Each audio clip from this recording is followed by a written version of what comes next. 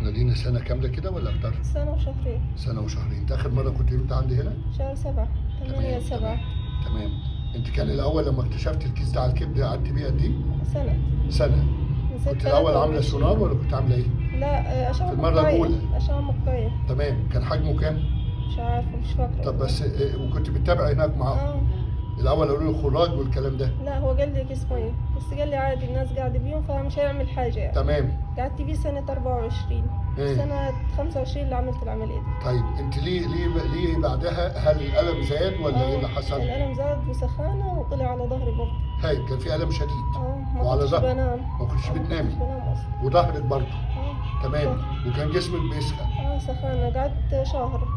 الحمد لله الأعراض اختفت بالكامل. كلها خلاص. بالكامل. انت دلوقتي بتروحي كليتك وبتروحي الحمد دنيتك لله. وامورك ممتازه.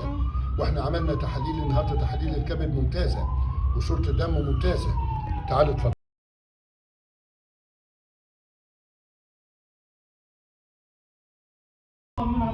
لا تمام.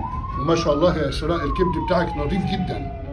يعني ما شاء الله ما فيش اي، زي ما وعدت حضرتك استحاله يرجع تاني، لان احنا شلنا الكيس مقفول بالكامل حتى باقي الدنيا عندك تمام. ده الكبد بتاعها ما شاء الله صافي بالكامل.